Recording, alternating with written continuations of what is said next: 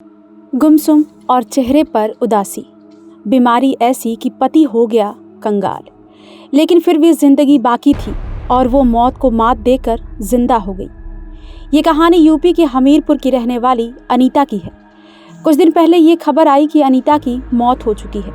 मौत की खबर आग की तरह फैल ही रही थी कि अनीता जिंदा हो गई और खुशियां एक बार फिर से उसके परिवार में लौट आई। लेकिन अविश्वसनीय ढंग से मरकर जिंदा होने वाली इस महिला की आखिरकार 18वें दिन मौत हो गई। राठ कोतवाली के सदर गांव में अपने बच्चों और पति के साथ रहने वाली अनीता ब्लड कैंसर से पीड़ित थी। 18 दिन पहले ही जालंधर के निजी हॉस्पिटल में उसे मृत घोषित किया गया था। डॉक्टरों ने शव को परिजनों को सौंप भी दिया। पति मतादीन एम्बुलेंस से शव को लेकर घर आ रहा था। तभी बीच रास्ते अनीता की सांसें चलने लगी और वो उठकर बैठ गई और पानी मांगा था।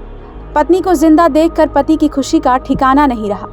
लेकिन ये खुशी ज्यादा दिनों तक नहीं चली और अनीता इस दुनिया से जा चुकी है। बता दें कि कैंसर पेशेंट अनीता की बीमारी की वजह से उसका पति आर्थिक तंगी से गुजर रहा था। मतादीन रैकवार गरीब मजदूर है जो जालंधर में अपने रिश्तेदार के घर रहकर मजदूरी करता है। उसकी 33 साल की पत्नी अनीता ब्लड कैंसर से पीड़ित थी। तमाम इलाज कराने के बावजूद उसकी सेहत पर कोई फर्क नहीं पड़ रहा था। अनीता की हालत लगातार खराब हो रही थी। किसी अच्छे हॉस्पिटल में इलाज कराना भी पति के लिए मुमकिन नहीं था। इसी बीच मतादीन पत्नी और 2 बच्चों के साथ अपने रिश्तेदार के घर जालंधर चला गया और वहीं पे मजदूरी करने लगा। इसके साथ ही वहीं पर पत्नी का एक निजी हॉस्पिटल में इलाज भी कराना शुरू कर दिया। मतादीन का कहना है कि करीब 18 दिन पहले पत्नी की हालत बहुत खराब थी। इसके बाद उसे हॉस्पिटल में एडमिट कराया, जहां डॉक्टरों ने चेकअप के बाद अनीता को मृत घोषित कर दिया।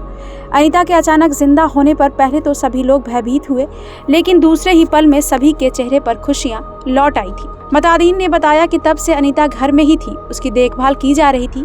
लेकिन बीते मंगलवार की रात अनीता की तबीयत ज्यादा खराब हो गई। सुबह होते होते उसकी घर पर ही मौत हो गई। 18 दिन पहले मौत को मात देकर लौटी अनीता की इस बार सांसें थमी तो बच्चे और पति बिलख पड़े। दोपहर बाद अनीता के शव का गांव में ही अंतिम संस्कार कर दिया गया। गांव वालों ने बताया कि मतादीन गरीब मजदूर है। पत्नी के ब्लड कैंसर जैसी बीमारी से ग्रसित होने के बाद उसका इलाज कराने में पति कर्जदार हो गया है। नाते रिश्तेदारों के साथ ही साहूकारों से उसने कर्ज ले रखा है, जो करीब 5 लाख रुपए का है। ब्यूरो रिपोर्ट, क्राइम तक।